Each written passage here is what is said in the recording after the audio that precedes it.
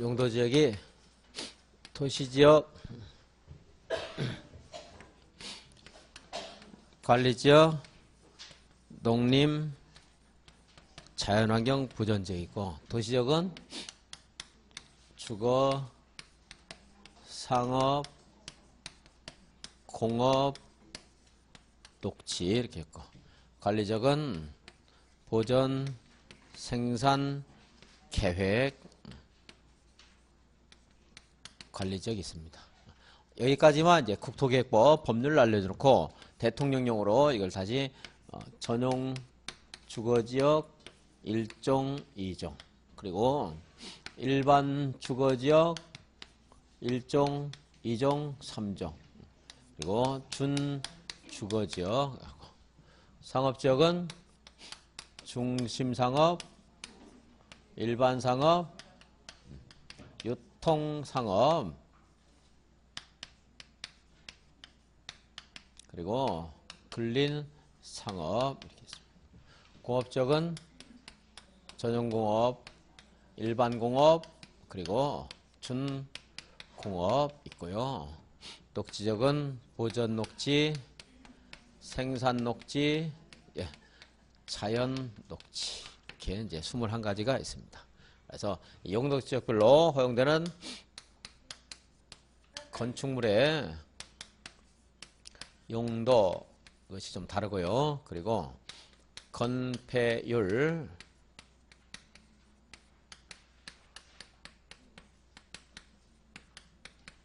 그다음에 용적률,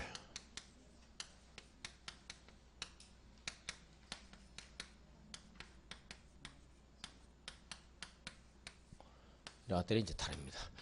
이것만 가지고서 인간 행위를 통제하는 것이 한계가 있어서 나온 제도가 용도지구, 그리고 또 나온 것이 용도구역 하는 게. 이러한 용하는 것은 다들 도시군 관리계획으로 정하는 겁니다.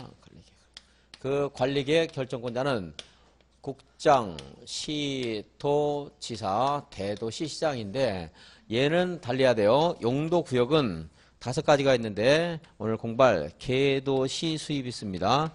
이것을 결정하는 자들이 그냥 국장, 시도지사, 대도시장이 결정한다 이러면 안 되고 얘네들마다 각각 임자가 따로따로 정해져 있습니다. 그걸 이제 오늘 이제 봐야 됩니다. 그래서 그리고 용도지역이 자동으로 결정되는 거 조금 전에 봤는데 그거 한번 복습하겠습니다. 매립구역이 자동으로 결정되는 게 있는데요. 바다를 이렇게 메웠는데 이 메운 것이 이웃하고 있는 토지의 성격과 같을 때는 자동 결정. 준공, 인가 이런 거 다 머릿속에 버려도 됩니다. 같을 때는 자동 결정. 근데 여기 매립한 곳이 동그라미다. 옆에 있는 토지가 가입표다. 서로 성격이 다를 때는 도시군 관리 계획으로 결정해 줘야 된다. 뭐 둘리상가 이웃하고 있다 이런 말들이 다 서로 성격이 완전히 일치하지 않는다는 면에서는 다른 것에 다 포함된다고 보시면 돼요. 항상 이렇게 완전히 일치할 때만 이웃하고 있는 토지와 용도지역과 같은 것으로 결정된 것으로 봅니다. 이게 매립구역이 있고 그 다음에 또 하나 도시지역으로 의제되는 게 있었죠. 항만구역과 어항구역은 조심할 게 그냥 이것만 외우면 안 되고 얘네들이 무엇과 연접해 있어야 돼요? 도시지역과 연접해 있을 때 쭉 연달아서 붙어있다 이래서 연접한다 이런 말 씁니다. 도시지역이 붙어있다 생각하시면 돼요. 연접해 있을 때 도시지역으로 보고 또 산업단지, 택지개발지구, 전원개발사업지구도 도시적으로 결정된 것으로 봅니다. 근데 전원개발사업지구에서 조금 먼저 하나 보실게요. 수력발전소를 건설하기 위한 전원개발사업구역은 그것은 도시적으로 의지하지 않습니다. 댐 하나 이제 건설하고 만다 생각하시면 돼요. 도시적으로 볼 필요가 없고. 자, 얘네들이요 지정되었다가 해제가 된 경우에는 도시적으로 그대로 남는 게 아니고 과거 용도적으로 환원된 것으로 본다 그랬습니다. 근데 해제되기 전에 만약에 사업이나 공사에 착수한 자가 있으면 그 사업이나 공사는 해제에도 불구하고 계속 할 수가 있다 그랬고요. 마찬가지로 농림지역으로 의제하는 게 있는데 농림지역 의제하는 게 있는데 그것은 어디에서요?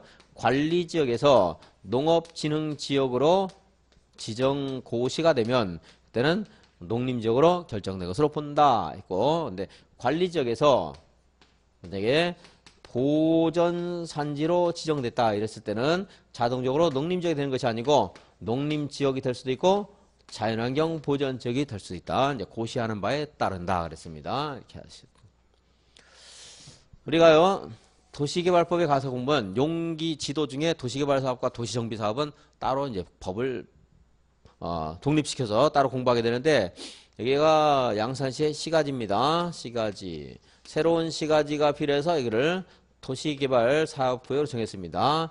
도시개발 사업구역 정했습니다. 도시적에 지정할 수도 있고요. 도시가 아닌 곳에 지정할 수도 있습니다. 도시가 아닌 곳에 도시개발 사업구역이 지정되면 얘는 도시적으로 지정된 것으로 봅니다. 다른 것보다도 뭐 택지개발지구, 전원, 산업단지보다도 여기는 말 그대로 도시를 만들겠다는 구역이죠. 도시개발 사업구역인데 도시적으로 의지 안 하겠습니까? 하겠죠, 당연히. 물론 예외도 있긴 있어요. 도시적으로 의지합니다. 네. 도시개발 사업구역으로 지었는데 도시개발 사업 시행자가 앞으로 여기서 어떻게 공사를 하겠다는 실시 계획을 작성해야 돼요. 내가 이제 공사를 하겠다는 것이 실시 계획이라는 게 있는데 이 실시 계획을 작성해서 인가를 받아야 되는데 실시 계획 인가 신청을 안 하면요. 3년 동안 안 하면 네가 도시개발 사업구역 정해줬는데 도시개발 사업 시행할 의지나 능력이 없구나 판단하고요. 이 도시개발 구역 지정이 3년 된 다음날 해제된 것으로 봅니다. 그럼 과거 용도적으로 환원되어 도시적으로 그대로 있어요. 환원돼야 되겠죠? 자, 그럼 도시개발 사업 환원되기 전에 공사나 사업에 착수한 사람은 계속 할 수 있어요? 아니면 못해요? 할 수 있어야 되겠죠? 똑같은 말들이 계속 나오는 거예요. 그러니까 택지 개발 사업이 완료되어서 구역 지정이 해제되면 과거 용도적으로 환원됩니까? 안 됩니까? 안 되죠? 여기도 마찬가지겠죠? 도시개발 사업 구역에서 사업이 끝나면 준공검사를 받게 됩니다. 준공검사 받은 다음날 도시개발 구역이라는 딱지가 없어져요. 도시적인 과거 용도적으로 환원된다 안 된다? 당연히 안 되겠죠? 도시적 남아있는 겁니다. 저 사업이 끝났을 때는 도시적 당연히 되는 거고 사업을 이제 못할 불상사가 발생했을 때만 과거 용도적으로 환원된 것으로 본다. 환원된다. 그것입니다. 79페이지 보겠습니다. 그래서 지정 절차 특례 규정 공유수면 매립지 하는 거 양과로 2번에 있는데요. 두 번째 줄에 같으면 하는 말이 있고 같으면 하는 말 있죠. 있죠? 그리고 거기서 한 10줄 내려가면 외과로 2번에 외과로 2번 이번에 끝에 보시면 다른 경우 하는 말도 있죠. 있습니까? 다른 경우 그 밑에 줄에는 둘 이상 하는 말 있죠. 자, 이거 체크하고 읽어보겠습니다. 다시 이제 같으면 하는 대로 갑니다. 공유 수면의 매립 목적이 매립구역과 이웃하고 있는 용도 지역의 내용과 어쩌면요 같으면 도시군관리계획 위반 및 결정 절차 없이 그 매립 준공구역은 매립 준공인가로부터 이와 이웃하고 있는 용도적으로 지정된 것으로 본다. 그래서 여러분들이 이제 같으면에서 그것이 무슨 말인가를 이제 찾을 수 있으면 좋겠고요. 이 경우 고시는 됐고 나중에 보시면 돼요. 2번 안 봐도 되고 외가로 2번 공유 수면의 매립 목적이 매립구역과 이웃하고 있는 용도 지역의 내용과 다른 경우 및 그 매립구역이 둘 이상의 용도 지역에 걸쳐 있거나 둘 이상의 용도 지역과 이웃하고 있는 경우에 그 매립구역이 속할 용도 지역은 자동으로 결정되지 못하고 도시군 관리계획으로 결정해서 지정해 줘야 된다. 그래서 여기에 있는 건 좀 길지만 같은 면이 무슨 말인가 다른 면이 무슨 말인가 이것만 여러분들이 이제 한번 인식을 할 수 있으면 공부 아주 중요한 부분 하나 해결된 겁니다. 그 밑에 도시적으로 의지하는 게 있죠. 다음에 어느 하나의 구역으로 지정 고시가 되면 국토계획법에 따른 도시적으로 결정 고시된 것으로 본다. 네, 그 다음에 내용들이요. 항만구역, 어항구역. 얘는 조건이 하나 더 있죠. 무슨 조건이 있어요? 도시적에 연접한 경우에 그 항만구역에 속한 공유수면은 도시적으로 지정 고시된 것으로 본다. 어항구역으로 지정된 공유수면 중에서 도시적에 연접한 공유수면은 도시적으로 결정되어 고시된 것으로 본다. 그리고 그다음에 이제 국가산업단지, 일반산업단지, 도시첨단산업단지 앞에 있는 말 무시하고 산업단지 말 나오면 뭐가 되는 거예요? 도시적으로 된 것으로 봅니다. 택지개발지구, 전원개발사업구역 하는 것들도 다 도시적으로 봅니다. 전원개발사업구역이나 전원개발사업 예정구역 다 도시적이 되고요. 네, 수력발전소 건설 위한 전원개발사업구역은 도시적으로 보지 않습니다. 농림적 의제, 농지법에 따라 농업진흥지역으로 지정 고시가 된 것은 농림적으로 결정되어 고시된 것으로 본다. 어디에서요? 관리적에서. 그런데 관리적에서 무엇이 지정됐을 때요? 보전산지로 지정 고시가 된 경우에는 자동적으로 농림지역이 아니고, 산지를 보전하는 것은 목적은 두 가지가 있을 수 있다고 했죠. 감상을 위한 경우가 있고 또 경제적으로 활용하기 위한 경우가 있습니다. 그래서 그것이 어디에 해당되는가 하는 것은 자동 결정할 수 없죠. 농업진흥지역은 감상 아니겠죠? 그건 농림지역이겠죠. 당연히. 하지만 보전산지는 두 가지가 있을 수가 있습니다. 그래서 농림이 될 수도 있고 자연환경 보전지역이 될 수도 있다 하는 것이고요. 지정되면 통보하는 데서 통보를 보지 마시고 동그라미 2번 위 3의 동그라미 1번에 해당되는 구역. 근데 3의 1인데 이 사람이 약간 실수했는데 3의 외가로 1번. 여기에서는 3의 외가로 1번이죠. 그러니까 위에 있는 거 도시적 인정되는 거. 도시적으로 보는 거 있었죠. 항만구역, 어항구역, 산업단지, 택지개발지구, 전원개발사업구역. 그거 말하는 겁니다. 여기에 해당되는 구역, 단지, 지구 등이 해제되는 경우에 이 법이나 다른 법률에서 그 해제되는 구역이 어떠한 용도 지역에 해당되는지를 따로 정하고 있지 아니한 경우에는 이를 지정하기 전에 용도적으로 환원된 것으로 본다. 자, 해제되면 환원, 해제, 환원 체크하시면 되겠죠. 해제되면 환원된 것으로 본다. 해제, 환원.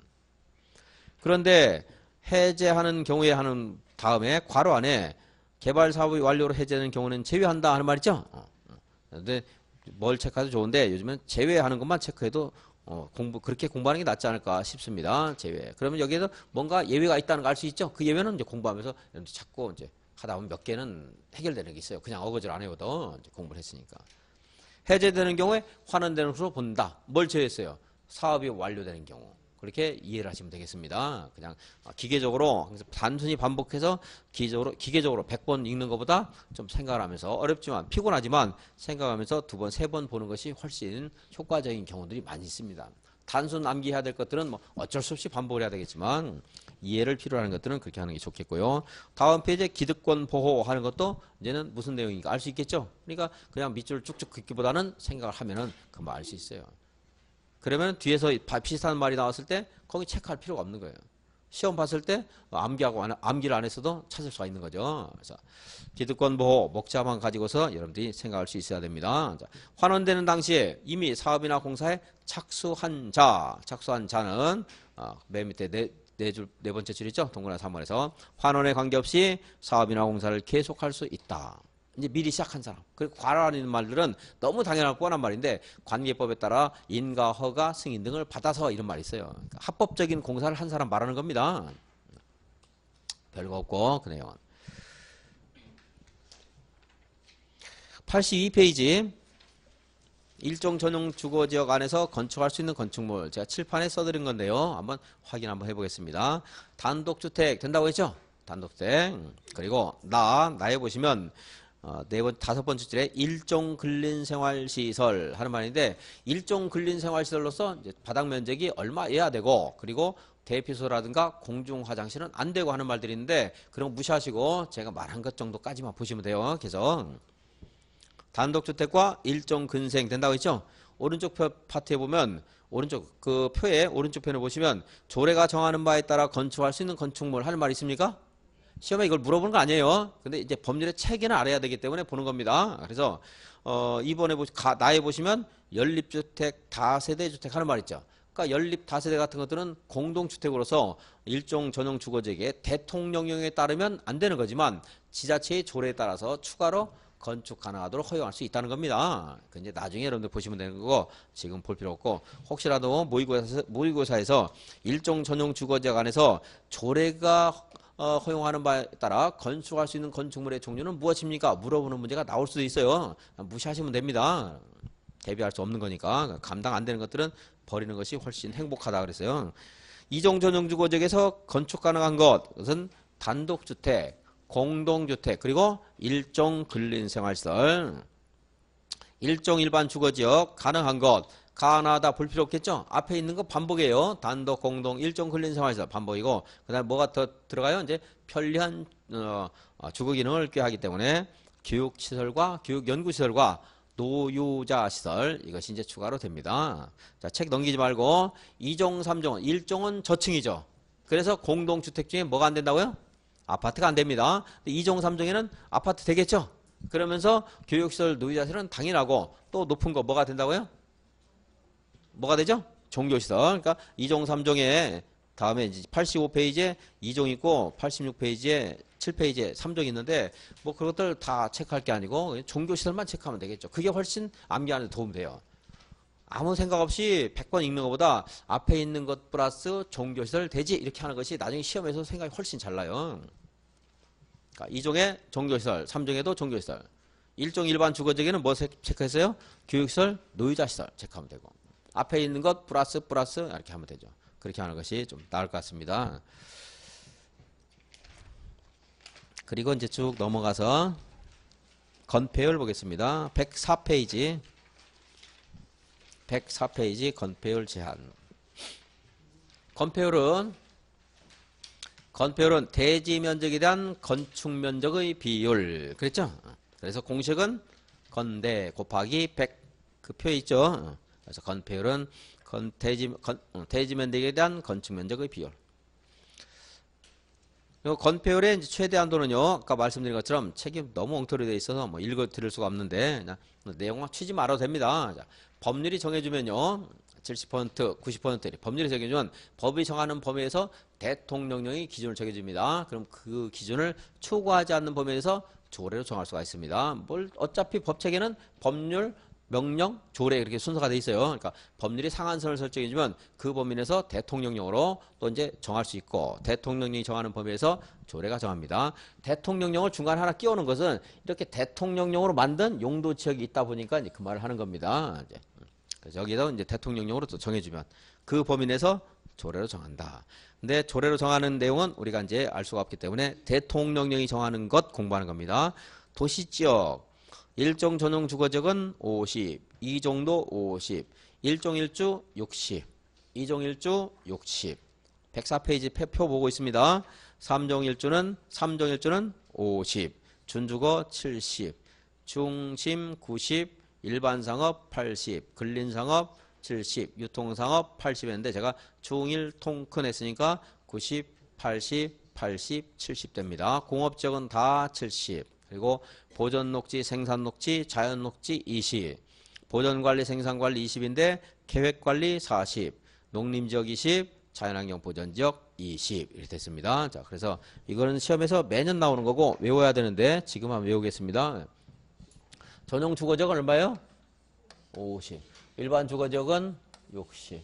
여기는 70입니다. 이거 50 한번 떨어지지만 그건 나중에 해도 돼요. 시험 보기 전날 봐도 상관없어요.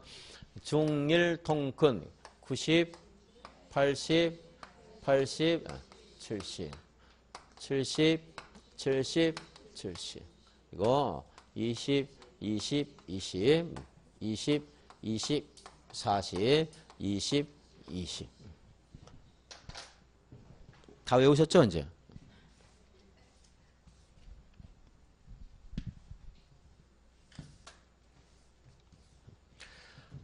먼저 전용 주거지역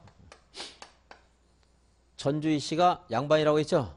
전주희 씨 양반, 전주는 양반이에요. 그러니까 어떻게 양쪽으로 반 딱 나누면 얼마죠? 50. 그리고 60, 70. 일반 주거적, 준주거적 있는 것은 이제 저절로 외워져요. 가면서. 얘만 출발만 하면 되죠. 전주는 양반이라 반 나눠서 50이다. 그래서 50, 60, 70. 여기 3종이 한번 떨어지는 거 가지고 너무 이렇게 지엽적인 게 집착하다 보면 다른 거 잊어버리면 안 돼요. 크게 틀 잡아놓고 나중에 한번 빼면 돼요. 그 다음에 이제 상업지역 중, 일, 통, 큰 이렇게 외우기를 했습니다. 이제 외워진 걸 전제로 해서 이제 90, 80, 80, 70. 한번 여기 떨어뜨리는 경우가 있는데 깜빡해서 버릇처럼 그러면 안 돼요. 이렇게 상업적의 성격이 가미되는데도 70인데 상업적이 60이 되면 안 되겠죠? 90, 80, 70, 60 하면 안 돼요. 브레이크 한번 걸어야 됩니다. 90, 80, 80, 70. 그래야 70은 맞춰줄 거 아니에요. 끝에. 그죠? 그러니까 가운데가 두 개가 80입니다. 다음에 이제 공업지역은 뭐요? 007. 영화가 있었는데요. 007. 공업지역은 7%는 아니겠고 공업적은 70, 공업적 70, 007. 나머지 그리고 이제 여기가 개발을 여기는 주로 하는 게 아니고 보존하는 것이 본래의 목적입니다. 그래서 나머지는 얼마예요? 20%. 나머지는 20%인데 하나만 하면 저번 주에 양산에 눈이 왔습니까? 저는 경상남도에 한 2년 살면서 경상남도는 우리나라 3계절밖에 없는 줄 알았어요. 그동안. 이번에 저번 주에 알았어요. 4계절이 있다는 것을. 계획관리적은 40. 이렇게 가지고 외우면 될 것 같습니다. 자, 건폐율 다시 볼게요. 그래서 표를 보지 마시고 보면서도 자, 전용 주거적은 얼마라고요? 50. 일반은 60. 그리고 준이 70입니다. 중심 상업 90이고 상업적 가운데 두 개는 80이에요. 일반 상업과 유통 상업. 그리고 근린 상업은 70. 그리고 공업적은 다 70. 나머지는 20인데 계획관리적만 40이다. 이렇게 이제 하시면 되겠습니다. 그리고 나머지는 20이다 할 때도 이제 처음 하시는 분은 나머지가 뭔지 모르고 아직 뭐 한 두 번째 하시는 분도 알쏭달쏭 할 수 있습니다. 근데 자꾸 반복하면서 이제 알아나가야 돼요. 조금 아직도 몇 번 했는데 안 외워진 분들은 한번 집에서 한번 아 이런 게 있구나 한번 정도 더 보시고 억지로 외울 필요는 없어요. 앞으로 계속 무한 반복하면서 알게 될 겁니다. 용도적 21가지는. 다음 105페이지 이제 추락지구가 있는데요. 추락지구에 보시면 표에 60% 이하 하는 말이 있습니까? 있죠? 예, 추락지구. 추락지구는 여기에 있는 용도지구의 일종입니다. 용도지구.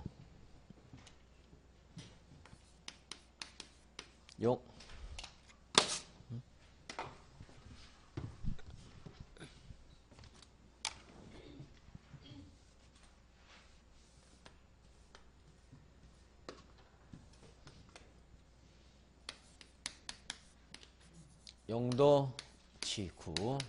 용도지구는 경관지구, 고도지구, 방화지구, 방제지구, 보호지구가 있고요. 그리고 이제 취락지구, 개발진흥지구, 특정 용도, 여기는 제한이에요. 제한지구, 그리고 복합용도지구 이렇게 있습니다.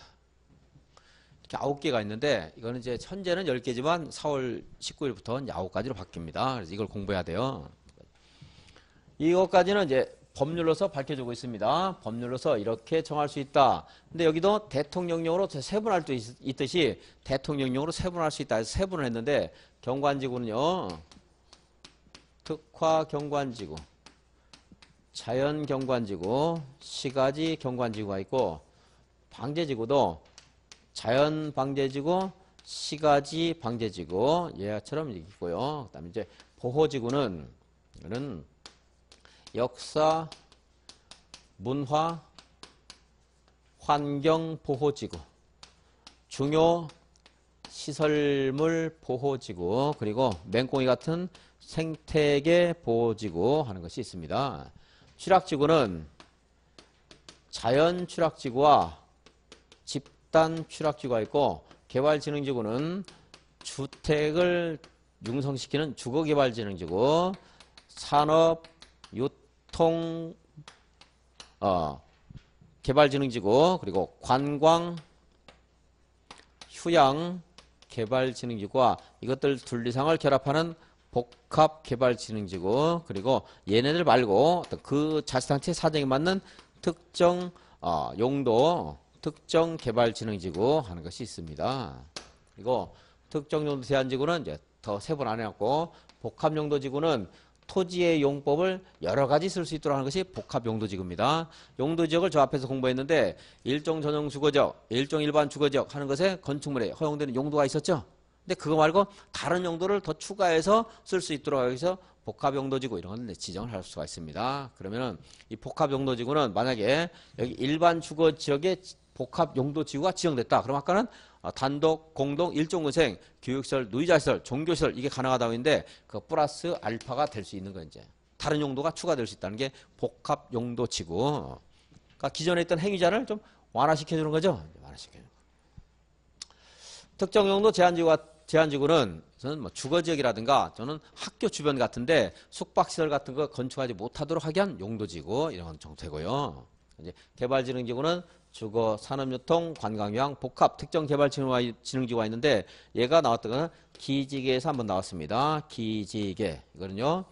도시군 관리계획에 대해서 우리 주민들이 이반 제한할 수 있는데 그 이반 제한의 대상이 기반시설, 지구단위 계획, 개발진흥지구 이반 제한할 수 있습니다. 이 중에서 산업유통개발진흥지구를 이반 제한할 수 있어요. 이거 지정해달라고 이반 제한할 수 있다 하는 것이 한번 나옵니다. 그 정도 수준을 보시면 되고 취락지구가 있고요. 좀 이따 다시 말씀드리고 보호지구는 역사문화환경, 중요시설물, 생태계 보호지구 하는 것들이 이제 있습니다. 이렇게 이제 나눠져요. 그래서 이것까지 뭐 다 하려면 개수가 더 많아지겠지만 큰 카테고리는 9가지가 있습니다. 9가지. 여기에는 용도지구는요. 자, 여기에 용도지역에서 건축물의 용도, 건폐율, 용적률 하는 것들은 법에 정해주는 사안이 있고 그에 맞춰서 조례가 또 추가로 제한할 수 있습니다. 여기는요. 용도지구에서는 조례로 정할 수 있는 것들이 있는데 조례. 먼저 원칙이 여기에 있는 행위의 제한은 조례로 정합니다. 조례. 여기에서 용도지역별 행위 제한이 대통령령으로 정하는 게 있었는데 그것만 가지고서 지역의 어떤 특수한 토지의 용법을 규제 못하기 때문에 만드는 거거든요. 따라서 조례로서 제한을 해야 돼요. 여기 있는 것들. 그래서 만약에 여기에 일반 주거지역인데요. 경관지구가 이렇게 지정돼요. 이게. 경관지구 지정하게 되면 그러니까 교육시설, 노이자시설, 공동택, 종교시설 이런 가능했지만 여기서 너무 고층인 것들은 짓지 못하게 한다라든가 이 경관을 보호하기 위해서 이렇게 할 수 있는 겁니다. 근데 그 짓지 못하게 하는 제한을 뭘로 하는 거예요? 조례로 할 수 있다는 거예요. 이제 조례로 제한할 수 있고 또 하나 조례로 할 수 있는 것이요. 두 번째 여기는 세 가지로 이렇게 대통령령으로 나누고 있는데 이런 것들을 추가로 세분할 수 있어요. 자연경관지구를 양산시 조례로 1종 자연경관지구, 2종 자연경관지구 또 이렇게 나눌 수가 있어요. 이제 추가로 조례로 추가 세분 할 수 있고요. 3번 조례로 또 할 수 있는 게 신설할 수도 있어요. 신설. 이건 이제 작년에 시험에 나왔습니다. 이게 신설. 여기에 9가지 용도지구가 있죠. 근데 조례로서 플러스 알파 할 수 있다는 거야. 그러니까 조례로 아예 새로운 용도지구를 만들 수도 있고 여기에 있는 내용들을 조례로 더 추가로 세분할 수도 있고. 뭐 중요시설물 보호지구 하는 것들은 뭐 여기 대통령령으로 하나지만 양산시 조례로 양산에 만약 공항이 있다 그러면 공항시설 보호지구 양산에 만약에 항만이 있다 항만시설 보호지구 이런 걸 만들 수가 있어요. 이제 그런 것들을 추가로 세분할 수 있는데 추가로 세분할 수도 있고 아예 여기에 있는 거 말고 다른 조례를 신설할 수도 있어요. 이제 조례로. 그리고 여기 안에 있는 행위자는 뭘 해요? 조례로 합니다. 조례로. 경관지구에서는 조례가 정하는 건축물을 건축할 수 없어요. 이제. 경관 양산천 보학에서 조례로서 공동택을 건축할 수 없다. 공동택 건축을 못한다라든가 이게 조례로 행위를 제한한다는 말입니다. 조례가 하는 것이 세 가지가 있다는 건 이제 아셔야 되겠고 이건 나와서 뭐 나올 가능성이 많지는 않습니다. 그 내용에 대해서 이제 하나씩 좀 말씀드리겠습니다. 말씀드리기 전에 여기 이거 말씀드리고 있었죠. 근데 여기 취락지구에는 자연취락지구와 집단취락지구가 있습니다. 자연취락지구는 녹지지역이나 관리지역이나 농림지역이나 자연환경 보전지역에 있는 취락을 정비하는 겁니다. 어디요? 이 네모 안에 있는 거. 네모 안에. 여기는 뭐 자연취락지구가 없습니다. 도시계획에 따라서 계획적으로 계획적으로 개발된 곳이기 때문에 자연취락지구는 자연적인 어떤 인간의 뭐 일반적인 흐름에 따라서 지어진 것은 여기에요. 그래서 여기에 자연취락지구 지정할 수 있는데 건폐율이 얼마예요? 녹간농자는 건폐율 20%죠? 사계절 빼놓고는. 근데 이런 녹간농자에 하나둘씩 도시민들이 흘러가서 취락을 구성했을 때는 이 사람들 여유가 있어서 간 사람들 많지 않을 겁니다. 지금은 여유가 있어서 가는 사람들 많지만 전원주택 찾아서. 그래서 이곳은 대지도 얼마 안 돼요. 대지도 좁아요. 그리고 대지 자체도 필지도 삐뚤삐뚤 해가지고 반듯하지 않고 자연적인 어떤 그 지형에 따라서 대지가 형성돼요. 이웃 간의 고저차도 높고요. 그리고 반듯하지 않습니다. 용법도 경제적으로 사용 못하는데 건폐율도 20밖에 안 돼요. 땅은 좁아요. 그러니까 주거 환경이 굉장히 열악하죠. 그래서 이런 곳을 한 번씩 사람들이 여럿이 모여 살게 되면 그때 취락지구 지정을 해서 건폐율을 60% 이렇게 올려주는 것이 취락지구예요. 자연 취락지구. 그 책에 자연 취락지구는 건폐율 얼마나 돼 있습니까? 60 돼 있어요? 그 괄호 안에 무슨 다른 취락지구도 써 있습니까? 괄호 안에. 집단 취락지구는 무엇에 따른다? 개발 제한 구역의 지정 및 105페이지 개발 제한 구역의 지정 및 관리에 관한 특별 조치 법령에 따른다 하는 말 있죠? 이 집단 취락지구는 다시 자연 취락지구는 어디에 지정해요? 녹관 농자에 있는 취락을 정비하는 겁니다. 집단 취락지구는 개발 제한 구역에 있는 취락을 정비해요. 개발 제한 구역. 개발 제한 구역에 있는 취락을 정비하기 위해서 뭘 지정한다고요? 집단 취락지구를 지정하는 겁니다. 집단 취락지구. 그래서 이 집단 취락지구에서 어떠한 건축물이 가능하고 건폐율은 얼마이고 용적률은 얼마이냐 하는 것들은 어디에서요? 개발 제한 구역의 지정 및 관리에 관한 특별조치법에 있는 겁니다. 그래서 집단 취락지구 개발 제한 구역에 지정한다는 것과 그리고 거기에서 건폐율은 개발 제한법이 있는데 개발 제한법은 우리 시험 범위가 아닙니다. 하지만 조심할 게 있어요. 개발 제한법으로 규제한다는 것은 우리 시험 범위예요. 무엇으로 규제하는가는 물어봐요. 근데 거기에서 어느 정도 규제를 하는가 하는 것은 개발 제한법에 구체적인 내용이 있는 거 안 물어봐요. 이제. 그러니까 무엇으로 규제하는가를 물어요. 왜 그걸 여러분들한테 물어보냐면 의미가 있어요. 나중에 여러분들이 현업에 종사하실 때 이 토지에 대해서 무슨 제한이 있는가 이것은 무슨 법으로 제한하는 거 알아야 되거든요. 그래서 개발 제한, 나중에 개발 제한 구역이면 여기 만약에 개발 제한 구역이 계획관리지역이에요. 건폐율 40입니다. 무조건 말하면 안 돼요. 개발 제한 구역은 개발 제한 구역 지정 및 관리에 관한 특별조치법에 따라 건폐율이 얼마로 제한되는가 이걸 이제 거기서 또 알아야 돼. 이제 그것은. 그러니까 무엇으로 규제하는가 이걸 알아야 된다는 겁니다. 자, 여기 취락지구 하는 것은 집단 취락지구를 제외한 취락지구니까 무슨 취락지구를 말하는 거예요, 이제? 자연 취락지구 말하는 거죠? 그거 아시라고 칠판에 말씀드렸습니다. 설명드렸는데 조금 이따 칠판에 있는 건 다 이제 용도지구에서 다시 보시면 돼요. 자, 자연 취락지구는 얼마? 60.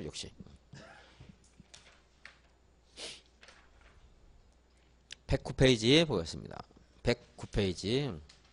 용적률은 109. 용적률은 대지 면적에 대한 건축 면적의 비율. 그리고 공식은 연대 곱하기 100 그랬죠. 109페이지 맨 밑에. 용적률은 대지 면적분의 건축 면적 곱하기 100. 다음 페이지.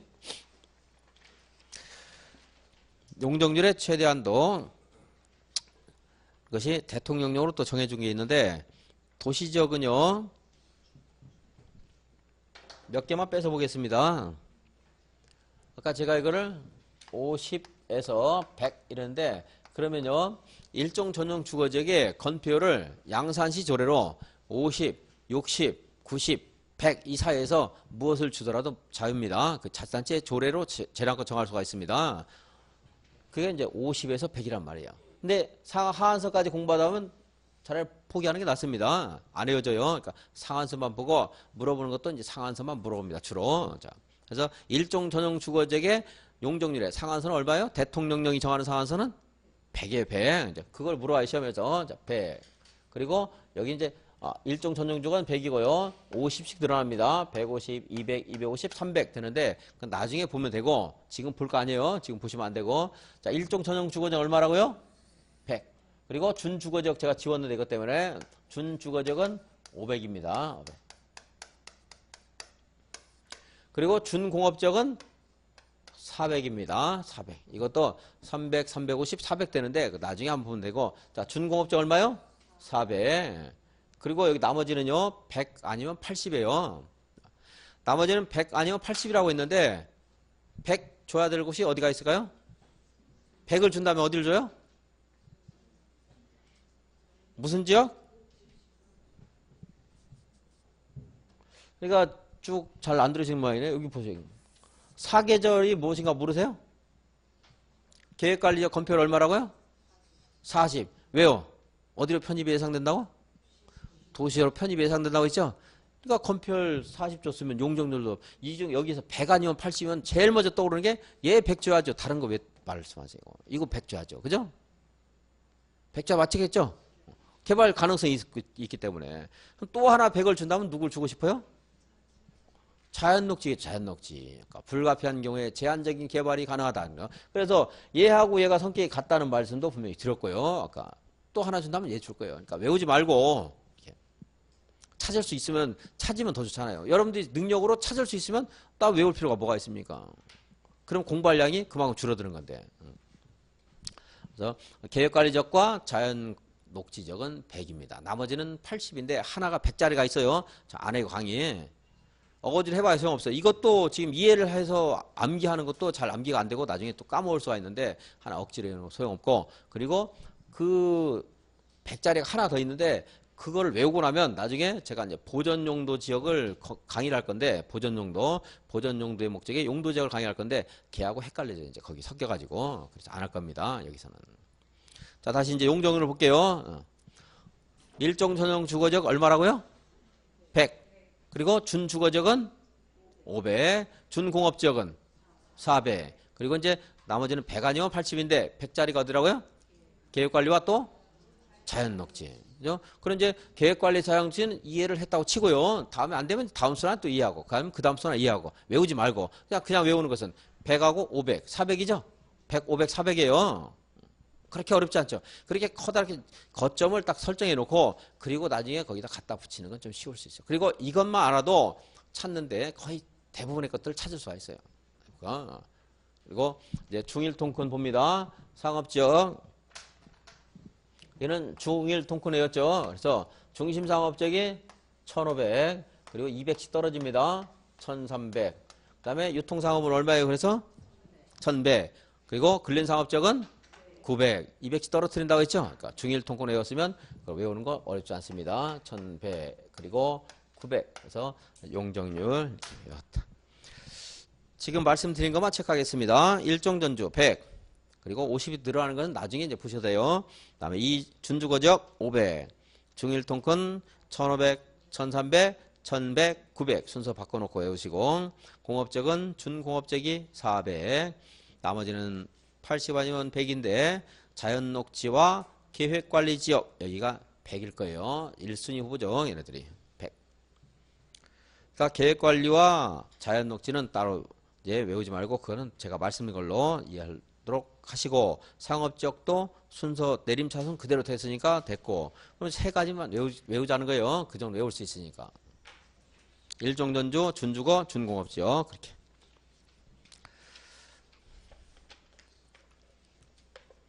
114페이지 용도지구 있는데요. 용도지구는 양이 많으니까 용도지구 보기 전에 그 앞에 용도지역 미지정 미세분하는 거 보고 좀 10분 쉬겠습니다.